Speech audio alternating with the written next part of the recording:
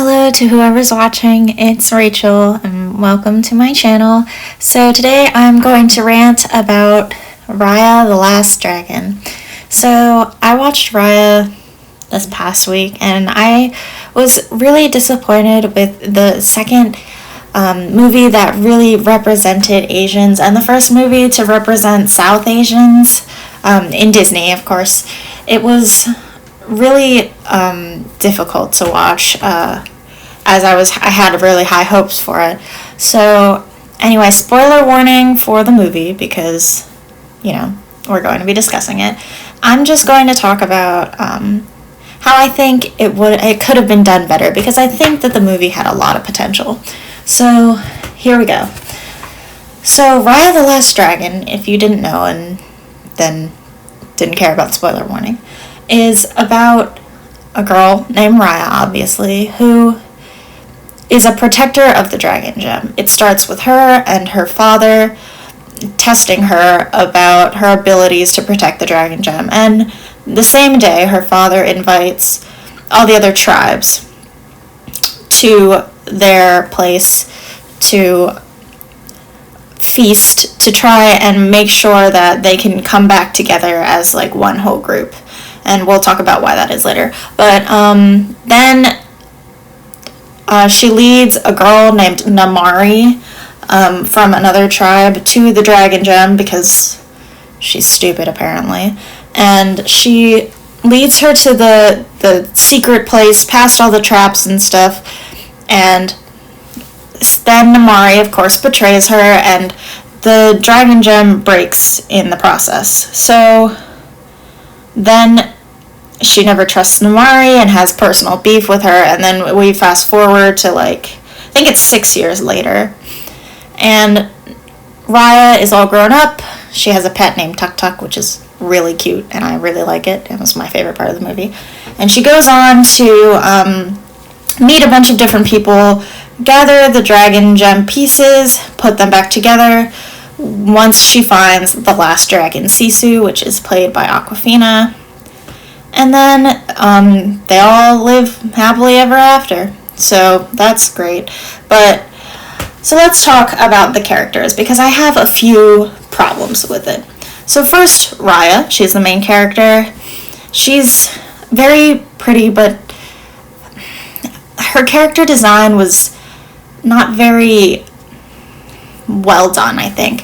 I liked her motivation of getting her ba back and how she decided that she wasn't going to follow in her ba's footsteps because she thought that he was very naive and whatever. But I didn't like the physical aspect. She looked very much like Moana, very much like a standard model of a minority person, which just isn't for me. And as we continue on, it doesn't seem like she's built for what she's doing. It would have been nicer to see a more muscular person or like a taller, leaner type person for her flexibility and whatnot. But I think strength would have been a lot better for her because when she has a sword that I think it's based off of an actual sword that turns into like a whip sort of thing where sections of the sword come out and then you can hit stuff with it, I guess, or grab stuff or whatever. But it seems like you would need a lot of strength for that, and she just doesn't have a lot of musculature and whatever. So next is her little pet Tuk Tuk, and this is an adorable little pill bug hedgehog looking thing, and he's really cute. I liked the design. I liked the backstory with him growing up with her. It would have been a little nicer to see him have a bigger importance to the movie because he was honestly just a traveler at the point that she didn't really interact with him in a big way. It was kind of disappointing, like the whole movie. But anyway, so next is the Khan baby, which is this little baby that's has two monkeys, and this baby does kung fu and like, well, not kung fu, but martial arts, and then she steals from Raya, and then she's the leader of the monkeys, and she's like 2, and then she saves these people, and she's again like 2. So very unrealistic, and I didn't like it.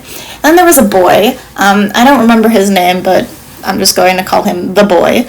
So he was on a ship area where basically his family would cook for people, and but his family died because when they broke the dragon gem, this thing called the Druid came out, which is the whole premise of the story. But anyway, so then I have a few problems with him, but he was cute, so it was all right, like in a little brother kind of way. But then there's the barbarian, which I really liked him, but they didn't flesh out his character enough. They didn't flesh out any character enough, but overall character design, he was fine. He's another companion. Namari, like all the others, could have gone farther, but we'll break that down next. So let's talk about how they could have all been fixed. Alright, Khan Baby, it was not necessary. Was not necessary at all. I wish that they would have gotten rid of her or made her older or something. You could have her have an older sister and still have the gag. Didn't like it. Tuk Tuk, I think, should have been hurt in some way with Namari saving him, because that would have made it like a little more impressive. The entire thing of this is trust, and how Sisu blindly trusts everybody, and of course she's right for blindly trusting everybody, which doesn't really make sense, but none of this movie makes sense. So the boy, I think, also could have been a bit older. I think everybody could have been a bit older. I wish that Raya was like maybe in her early 20s, because that would have made more sense with the timeline of the story. I felt like they just put 6 years in and then didn't really flush it out too much. Didn't really think about it, because the boy looked to be about like 11, 12, and so 6 years ago he would have been 6. Surviving on his own is difficult, but whatever. So really, I don't think that there's anything wrong with the character designs in any of them except Raya. She's really basic, but I definitely think that there could have been some changes in the personality, except Khan Baby. Oh my gosh, but she was adorable. She was very cute. So let's talk about the land. So the land of this movie is separated by a giant river that's shaped like a dragon, and there are different parts where different tribes live, and they're all called something else. The place where Raya lives is called Heart. There's Talon, Fang, and Tail, I believe. So it was just too much. I like the idea of Heart, but I think the lands could have taken out at least one of them. They could have had, Heart, Talon, and like Tail, or Fang, Talon, and Tail, and she could have been a part of like Fang or something. I don't know. I don't like how that worked out. So here's the main problem with that is this whole arc of her story follows her trying to retrieve the dragon gem pieces, and the pacing of the movie felt very rushed in a way.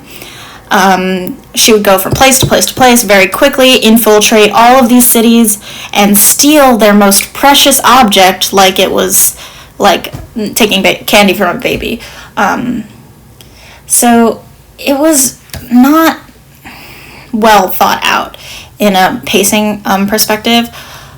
I think that if there were 3 lands instead of 4, she would have had 1, the dragon gem already, so she would only need to infiltrate 2 places. The first one, she would have like a test of some sort where she couldn't really complete the task in like its actuality, and she would find it hard and difficult, and then Sisu would somehow save her, and that would make their bond a little bit more close. I also think that then this would solve the problem of pacing, because what it's missing is really a journey, the journey aspect actually. It's just they went from place to place to place without seeing any of the journey in between. And it's not like this place was small. It's very big, so you want to see what's happening in between, but there is nothing that's happening in between. There's also the fact of Con Baby. We could have just gotten rid of her altogether, but what I think would have been best with the characters and the land is if the boy had a family and he had one sister that survived, and then him, and then that could be like the Con Baby or whatever, and he could stop her from robbing Raya, and that's how they would become friends. Then, well, actually, it turns out that there are 5, and I messed up, not 4. There's also Spine, which is another tribe, so I think they should have just had Tail, Talon, Heart, and Fang. And then when they go into the next tribe, the first tribe will be a trial. The second tribe would be a breeze, where they met the barbarian and learned about how his people were actually like soft or something, or they had like a certain ritual every year where like they would have a competition or something, or it would have just been like great to see what had really happened to the Druid and have him talk about his backstory. And then when they got to the last one, well, in between that, Namari would intercept them, because it would make more sense for her to try to intercept them on the road rather than meet them at a tribe where you would have to face Raya and whatever guards that the other tribes have. So when she faces off with Namari, Sisu saves her, like in the movie where they're surprised that there's a dragon and whatever. And then she moves on to the point where Namari is surprised but not hurt, and Raya just leaves and like flees towards Fang. Then what would happen is she gets to Fang, and all the while Sisu trying to talk to her about how she should try and understand, not trust, understand, because the whole thing about trust is it doesn't make sense. What makes sense is you need to understand people's situations. That's what the movie is about, that they didn't realize it's about. You need to understand that this barbarian person is well educated or something, and this girl who betrayed you was just doing it for her people. You need to understand people's situations to understand their motivations to forgive them. That's the point of the movie that they didn't understand. So moving on from that is they would finally get there, and then what would happen is Raya would end up still not trusting Namari, and I'm facing off against the guards of Fang. And what would happen is Tuk Tuk would be hurt. As I said before, he would be hurt. And then Namari would end up seeing that Tuk Tuk was hurt, fighting off the guards, and that's how Raya knew that she could trust her. Because blind trust is not something you want to teach children. It's just not a good lesson. Like stranger danger, hello. But continuing on, Sisu. Now, I have trouble with this because Sisu's whole thing is that she's the little sister. And it's a serious movie. It's more serious than, like, Frozen or something. Well, I guess not Frozen, but, like, Tangled or something like that. Frozen was kind of meh on that scale. But anyway, Sisu, I did not like that they chose Awkwafina for the voice actress. And it's not because I don't like Awkwafina. She was great. She did a great job. I think that it's just her voice doesn't match the type of character they were going for.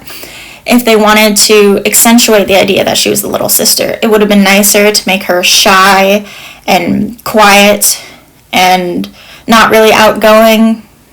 And then towards the end of the movie, she gets more confident to stand up for what she believes in, which is understanding people, as I said before. So then her whole thing is that her siblings created the dragon gem, and then she used it to wipe out the Druid. And then they all turned into stone, because that's what the Druid turns people into, and dragons apparently. So the biggest problem with the dragons is their size and design. They look like if Elsa was a dragon. It's not very intimidating, which they're supposed to be majestic creatures, so it doesn't make sense. It would make sense to have Sisu that size. It makes sense because it brings them closer to the character, makes them more like human-like and likable. But for her brothers and sisters, I think it would have been a better choice to make them a lot bigger than Sisu, so she has that size complex and, other things. But the main point of the main problem of the dragons is that, in the end, for me, is that they didn't talk except Sisu. So there were a lot of inconsistencies. So when Raya goes and saves everybody, they don't thank her. They don't play any big part except for the fact that they were there. And I like how she's a water dragon because that reflects Asian culture. And that she had no wings.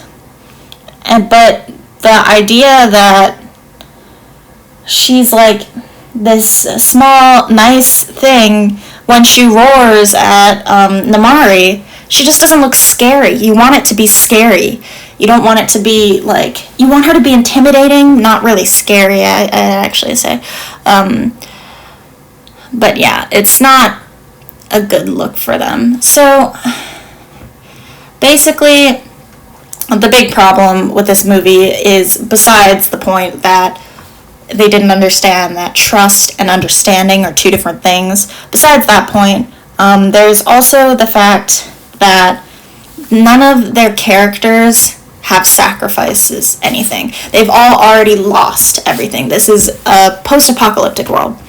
So if the boy had a sister and she was threatened, that's something that he could lose. The barbarian already lost everything, and that's fine. You could have one character that has already lost everything and is just joining because he's lost everything. That would make sense. Namari has her city. She has that, but they don't explore that. They don't explore the fact that she has this argument with her mom. They need to explore that more. They need to explore just a lot of things with Namari that they don't continue or lead on. If Tuk Tuk was injured, then Raya would have something to lose. Raya would have a reason to trust Namari, and she would have a reason to want to keep going. The only reason that she has right now is to save her Ba, and if she gets turned to stone, then her Ba won't be saved, but it won't really matter to her because, she's not really taking care of anybody else, except Tuk Tuk, I guess, but he's never threatened in the movie. He's just a vehicle. It's not really important for her to take this. And of course, I like the idea that she's not trusting, but they also need character development, which in Disney movies nowadays they don't have. Like how Rapunzel was curious at first and then became wiser as she went on, or how Mulan was, training to become stronger and stuff like that, and how she realized that her strength was in her smarts and not just in being a soldier. They didn't do that for Raya, and they don't do it for most of their princesses now, honestly. She didn't learn anything. She didn't learn anything except maybe trusting people, but you don't want to go too far to either side. It would make more sense if she slowly realized, along with Sisu, that everybody has a different backstory. That's why the boy's little sister, in this case, in my fixed version,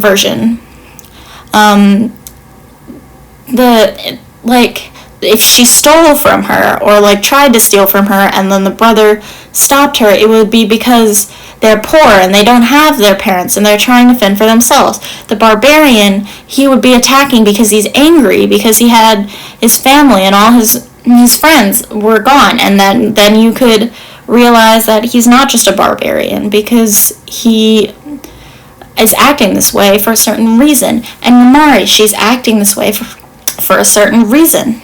There are no hints of any depth in these characters, no reason for why the way they are, and if they had, it would have been a great movie. Now, overall, with the background, the culture references, I thought was very, very good. I thought, now I'm not South Asian, I'm East Asian, but I did think that they included a lot of foods, a lot of references to clothes, references to culture. A lot of it was very well, represented, especially with, the tribes. I think if they had gone for tribes of different, for different islands, I don't know if they did, but if they had, that would have been very commendable. But considering that there are many different islands that make up South Asia, it makes sense. And they also had a lot of diversity within their characters. Now, they were all mostly darker skinned, but there were lighter and darker in the cast. And it was difficult because none of the main cast were any dark skin, but, that's not really a big deal when it is generally a one race sort of thing. I don't really have a problem with that. But here's how the story ends. Raya says that, oh my gosh, Sisu was right, and that to get the Sisu dies, by the way. She gets brought back, but she dies. But she's like, oh my gosh, Sisu was right, we need to trust each other, and if we trust each other, the dragon gem will be put back together. And they do, and the dragon gem is put back together. And then the druid or the droon or whatever leave. That's dumb, but whatever. It would have been nice if Sisu hadn't died, because it was really unnecessary. It was just a sad Disney death, it wasn't necessary. If she hadn't died, and once they had saved Tuk-Tuk, once Namari had saved Tuk-Tuk, they would run into the palace, grab the last stone, and then Sisu would have them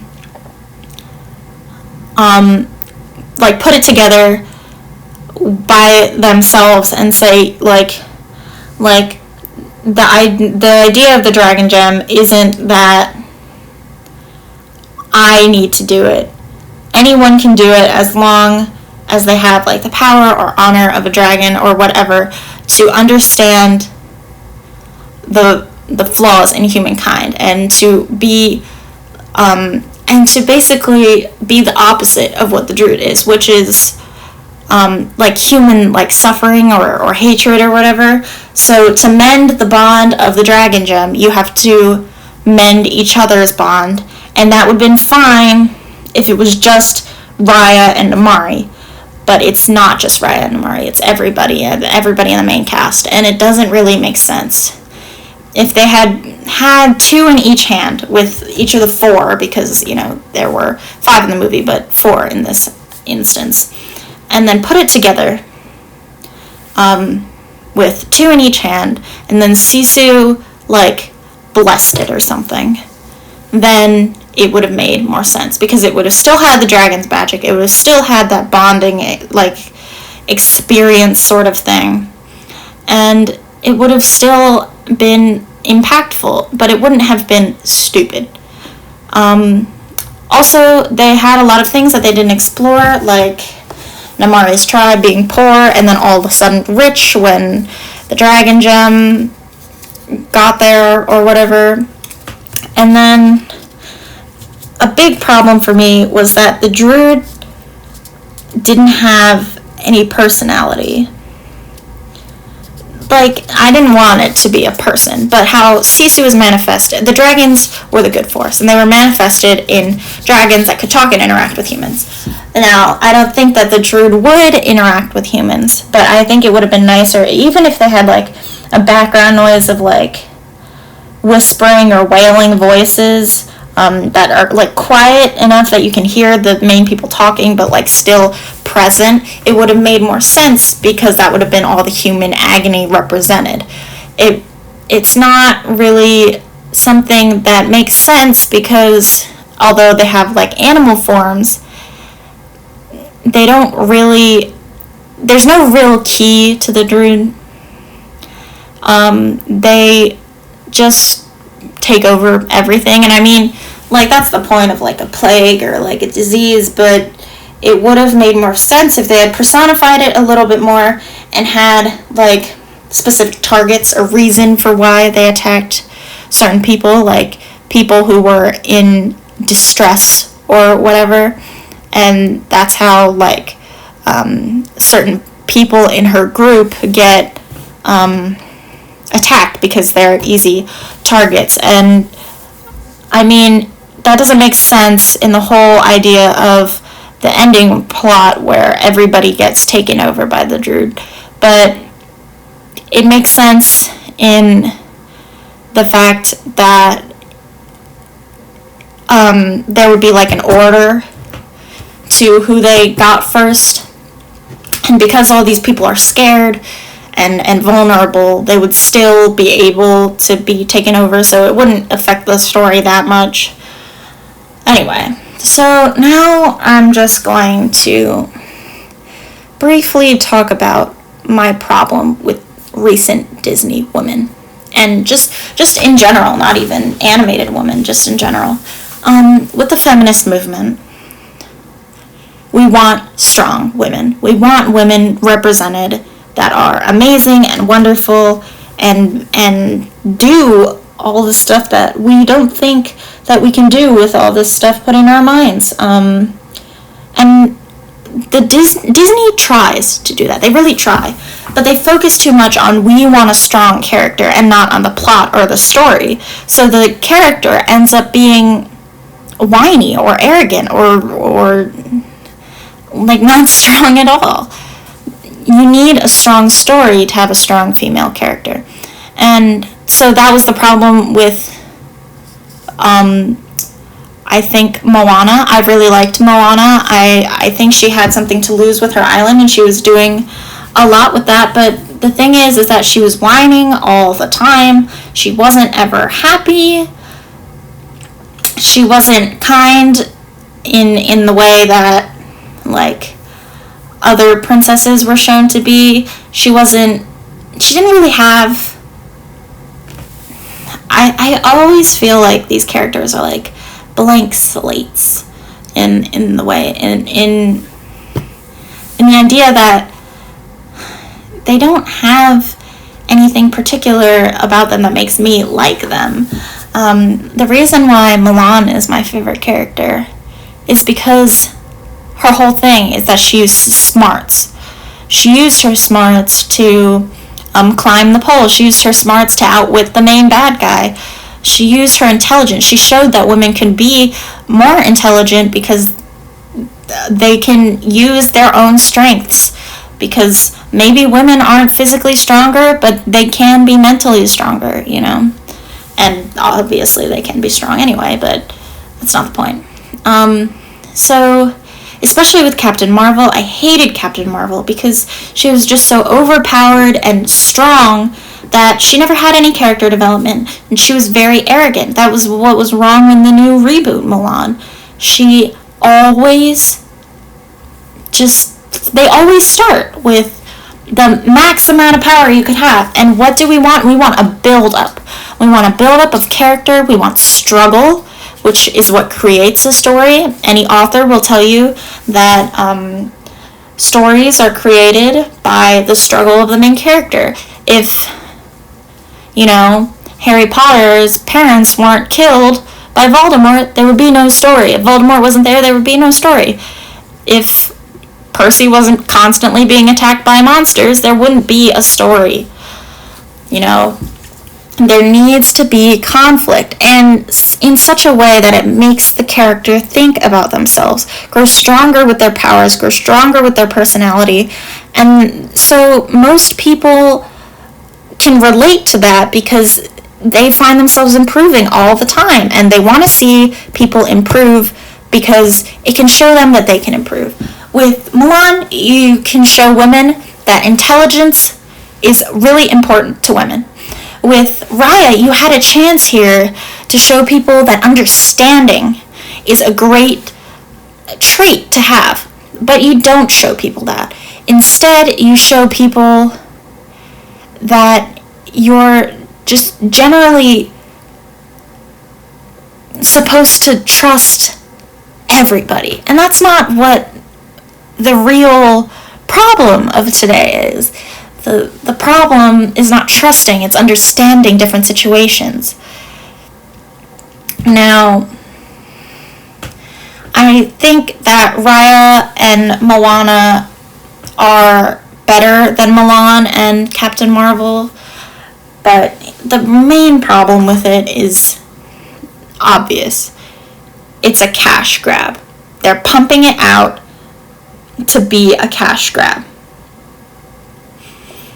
There was no focus on the plot. There was no focus on the characters being really developed. Raya was the one who did everything.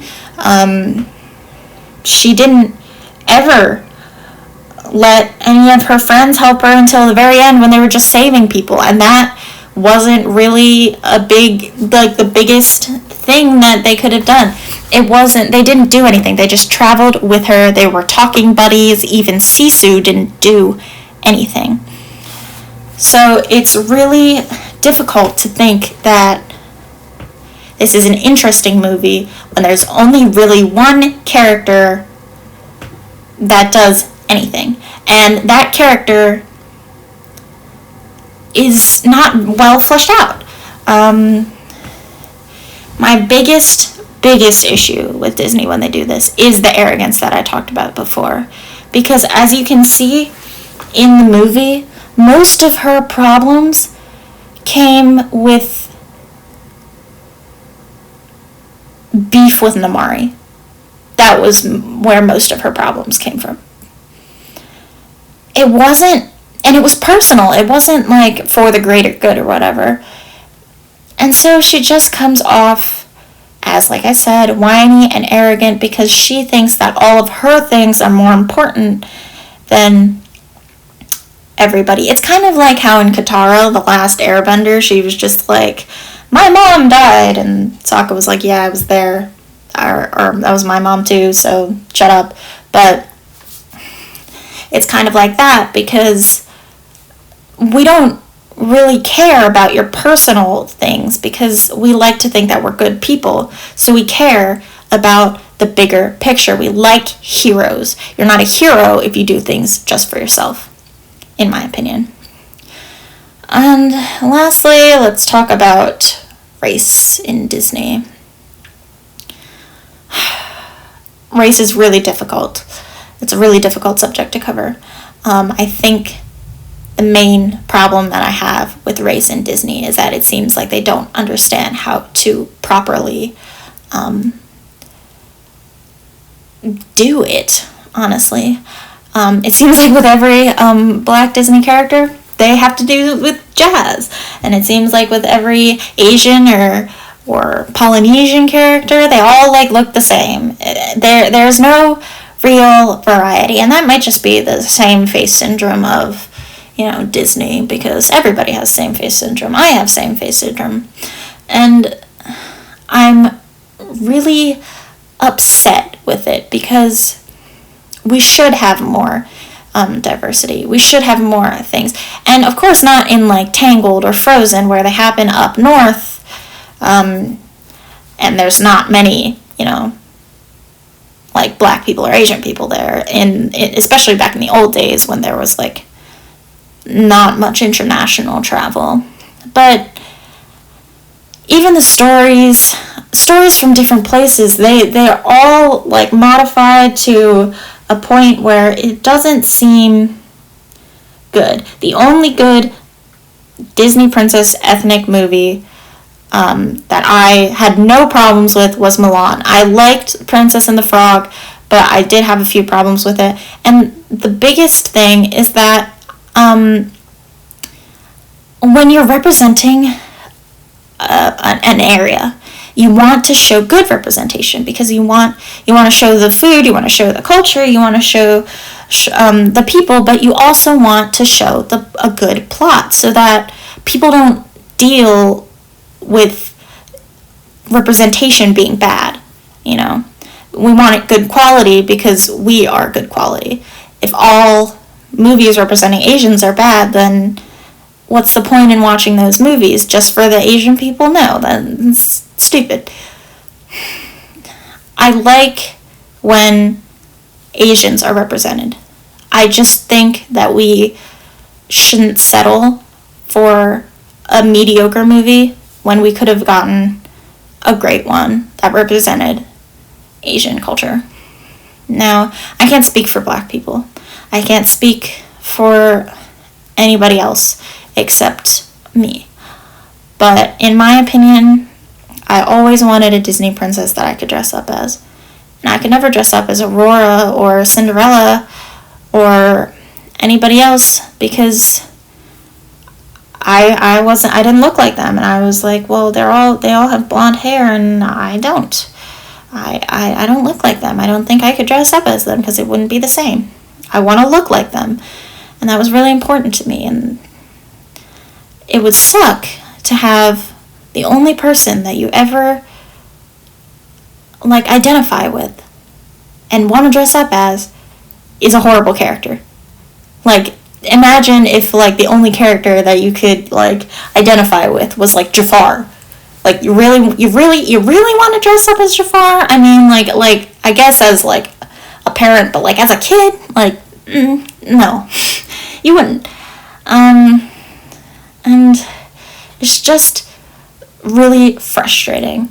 And I'm ranting about it only because I was so excited after the flop that was Mulan, which I didn't see because I saw reviews on it. I saw what the plot was about. They spent millions of dollars to go over to China to not even learn anything. Like, come on, man, seriously? And it just seems like Disney is constantly disappointing us with their ideas, disappointing us with their execution, disappointing us with the fact that all of their works aren't original. They're sequels. They're other things, because they're not focusing on good content. They're focusing on pumping out as much as they can to make as much money as they can. They are one of the biggest, if not the biggest, companies in the world. They should not waste their time when they have this much extra money to spend, when they're in a good spot. They should not waste their time on bad movies. It doesn't make sense. I love Disney. I love everything about it. I love the lessons. I love the stories. I loved Pixar. I loved everything. It was great. But now, because they're trying to focus on social issues and other things like that, or they're trying to worry about things other than the story, they're just ending up ruining it. Sorry, that was my phone. And the biggest problem is that kids aren't going to grow up with role models anymore. If they watch the new movies, they're going to grow up thinking that they can do anything right off the bat, and it's not how life works. It's never how life worked. And it's like the people at Disney don't know that because all their life they had things handed to them or something. I think the reason why this is happening is simply because they've run out of common fairy tales to write about, like Snow White and even Aladdin, even The Lion King was based off of something else. It wasn't just an original idea. So what my recommendation for Disney would be, 1, get people in your audience to tell you what they like and don't like about it, what they think that they could fix. 2, stop spending all your time trying to pump out movies that people aren't going to like.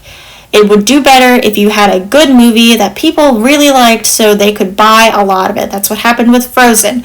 That's what happened with Tangled. It's not happening anymore because people don't like all the crap that's coming out now.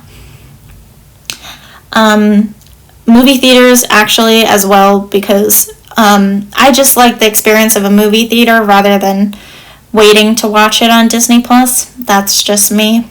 I didn't pay for this movie, obviously. I didn't like it. I heard some reviews about it and I wasn't really sure that it was something that was worth my time, and obviously it was and it wasn't, but it was really disappointing, basically, and so no, I guess it wasn't worth my time, but I did like ranting about it today, so that's a plus. But and then the last thing that Disney needs to do is focus on the plot and get creative writers in the room. Get creative writers, get creative people, new stories, a lot of people on this, and proofread your plots. If your plot goes, this girl gets a bunch of dragon drum pieces and then saves the world, woohoo, and has nothing else in between, maybe your plot isn't very good. Just saying. Alright, so that's it for today. I'm going to real quick talk about this piece. I was inspired by the big pants and the big jacket. I just wanted a difference in contrast and fantasy. And that's it. Bye.